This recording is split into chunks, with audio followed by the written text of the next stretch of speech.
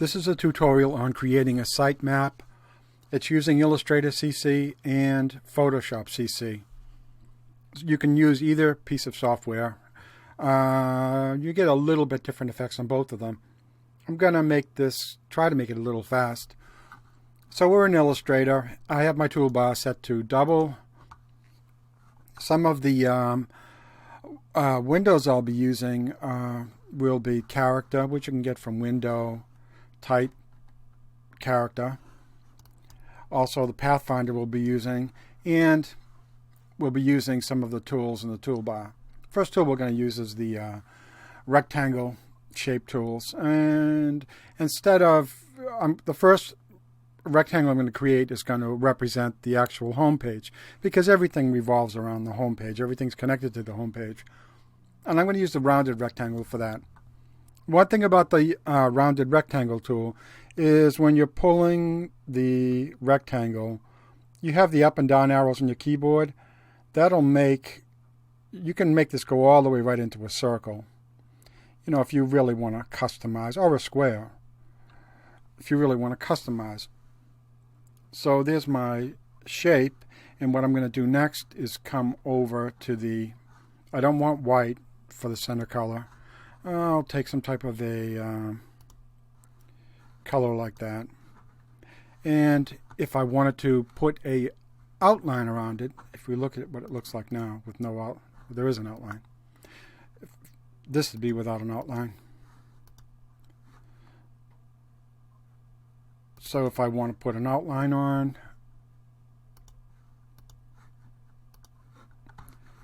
come up here, make sure it's selected.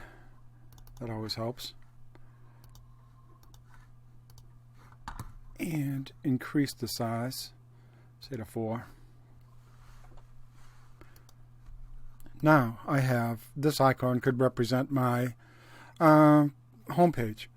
Now if I wanted to give it like a little bit of a 3D effect on a Mac, I'd be using a modifier key, which on a Mac could be Option.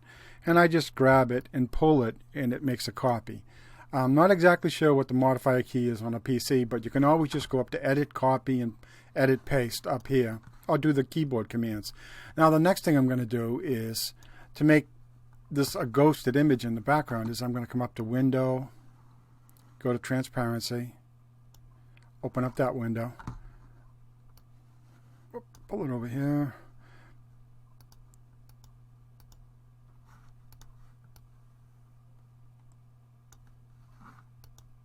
Now that's on top. I don't want it on top. I want it behind. So Object, Arrange, send to the back. Now that's more like what I wanted. Now I just grab that and do the exact same thing for copying. I'm not making a big site here. Oh, I didn't grab the background on that one. I have to select both by holding Shift. I'm only going to make 3 pages coming off of it. Again, it happened. Well, I'll just copy the background and pull it over.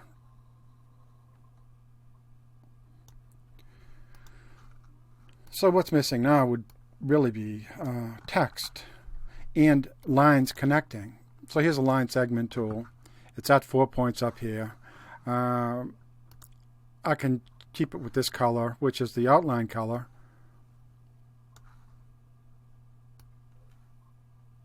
And here's my connections. A little sloppy.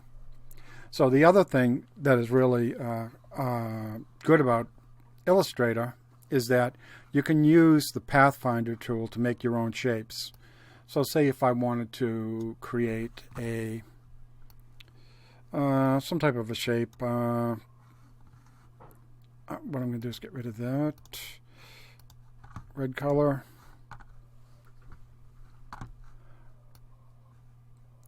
Rectangle tool, you can only do this with 2 shapes. And you have to have them both selected when you're using the Pathfinder tool.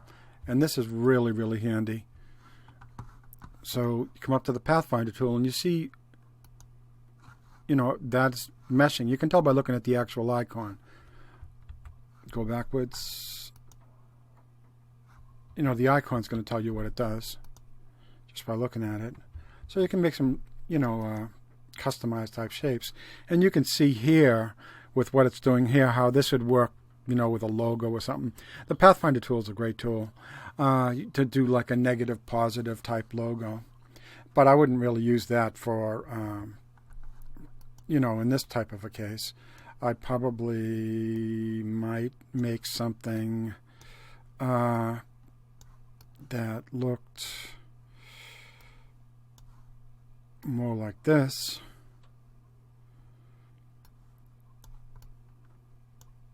If it was some type of an icon that's going to represent something that's within the navigational scheme. And didn't work. There we go. There we go. So now I have it. If this is some type of another page, and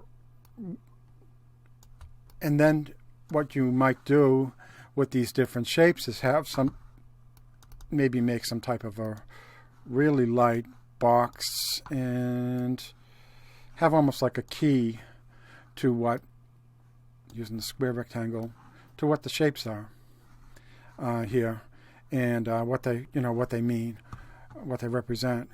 So the other part, which I haven't done yet, would be adding text.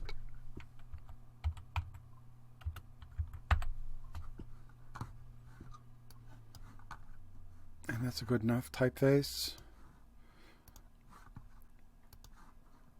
Make sure it's on top, and it is. If it was on the underneath and I couldn't see it, I would just come up to Object, Arrange, Bring to the Front. If I do Send to the Back, that's what I was hoping it wouldn't be. If I get that, I'd do Bring to the Front, and I have it. So I'd use do the same thing for the other pages. Or now here's another thing you could do. You could shear it, maybe to put a little perspective in it. Or, not that. Shear tool. There's a lot of things you could do with it. Also you can just, if you wanted to, you could, instead of doing a horizontal orientation, you could just come over here to rotate and decide you want to do a vertical. Obviously you'd have to change the text. So now off to Photoshop. Leaving Illustrator.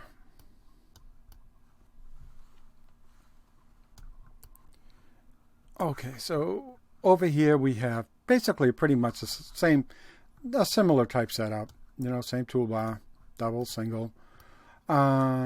We can also pull, but we can't adjust the edges like we had on the other with a rounded rectangle. So if I just pull a square here, I come up to the top. Here's my color. I don't really want that. I'll take that. Now, come up to the Layers palette and you see your rectangle. So what you can do is come down to the bottom of the Layers palette and you see the FX, Special Effects. Remember we made a copy in Illustrator. Well, here you can do a drop shadow and get a fine-tuning panel right here. See what you see right here, and it actually looks a little better. So you see multiply. I usually put that on normal, 100%. Look at the, figure out what you want the how you want it to fall. So then again, now instead of going and I'm coming back up here to the selection tool. Instead of going and creating, the same thing all over, I'm going to copy this.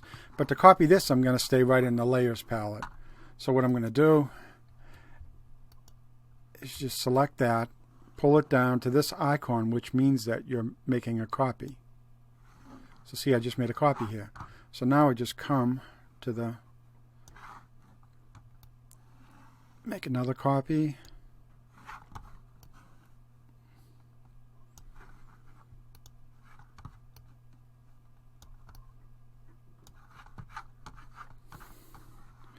and so on and so on. So now you want to put text in. I think that's going to be a little bit too big. We have our character open right here, and if you don't see it, again, it's going to be window character. And this is always, if you're in Photoshop, a really good thing. And I notice that I have mine is 50, so those are pulled together a little bit more than they should be. I'm going to bring it to 0. Have to select everything first. Bring it to 0. You see it pulls apart. And you have all your fine-tuning here for your text. And pull that. Notice in the layers palette it's on top. If it's down here, you're not going to see it. Or if it's down here, it's going to disappear because it went below it. So making the, again, here's your line tool. And, it's pretty much the same type of a setup that you had with Illustrator. So with that, you can do a lot of fine-tuning, make different types of shapes here. You can't merge the shapes the same way you can in Illustrator, but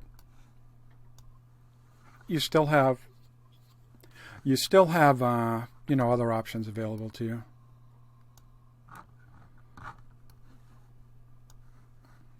So what you're doing is just making a navigational scheme for your website here, and you can use different types of shapes to represent different things. So hopefully that's going to help. Thanks. Bye.